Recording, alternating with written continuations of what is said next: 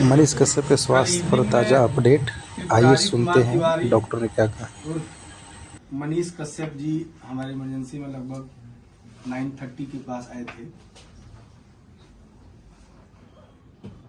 हमने एग्जामिन किया, साथ में हमारी डॉक्टर की टीम थी, ऑर्थोपेडिक्स, सर्जरी, न्यूरो सर्जरी। तो प्रथम दृष्टया हमने उनके दर्द को कम किया।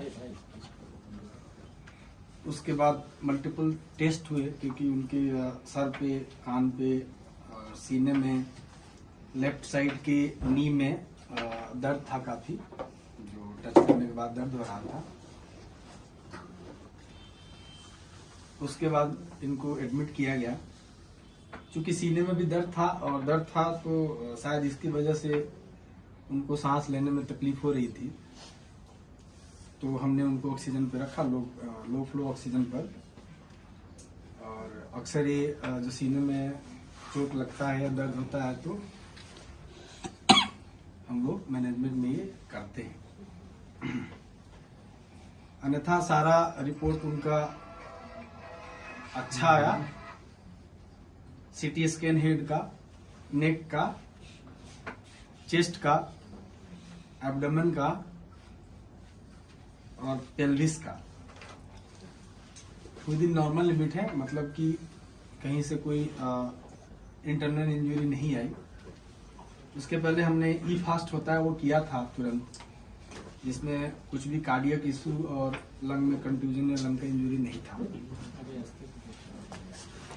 तो ट्रॉमा प्रोटोकॉल के अकॉर्डिंग हमने उनको एग्जामिन किया था हेड टू टू, तो ऑलमोस्ट सारे वाइटल्स उनके नॉर्मल थे।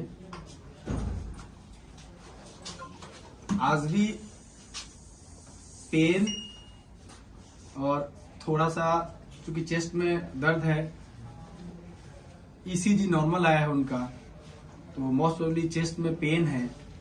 इसके चक्कर में उनको डिफिकल्टी इश्यूज हो रही हैं, ब्रीदिंग डिफिकल्टी हो रही है, जिसके चक्कर में उनको लो फ्लो ऑक्सीजन पे रखा गया है। बाकी अभी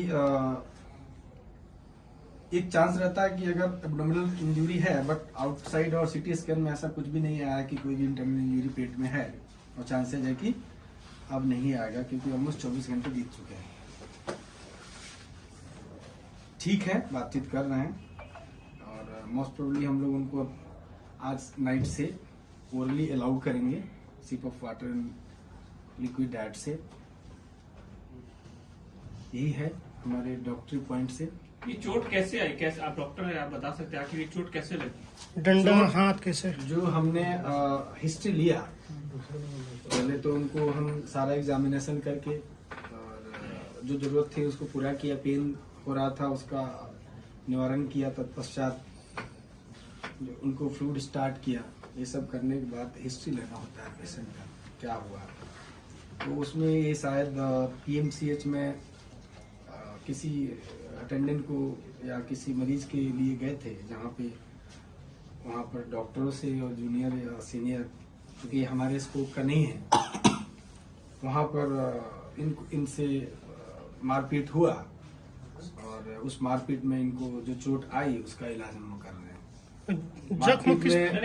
जख्म किस प्रकार का? ये देखिए, मारने किस चीज से मारा गया इसका आपको चूंकि ये एमएलसी केस है तो मैं बहुत ज्यादा इस पे आपको डिटेल नहीं दूंगा, लेकिन इतना कह सकता हूँ कि कोई शार्प ऑब्जेक्ट या बहुत ब्लंट ऑब्जेक्ट जो दिखने में प्रथम जैसे यही लग रहा है कि ये फिस्ट, मुक्का और जो हम लोग लड़ाई होता है उसी का चोट नजर आ रहा है। जब मनीष कश्यप आए तो उस समय उनकी स्थिति क्या थी? क्या बोल चल रहे थे, नॉर्मल थे या नॉर्मल बोल चाल नहीं रहे थे? उनको करवट लेने में दिक्कत हो रही थी, सांस में दिक्कत हो रही थी और पेन काफी ज्यादा था। चूंकि असॉल्ट था, फिजिकल असॉल्ट था, तो लाजमी है कि किसी को पेन तो।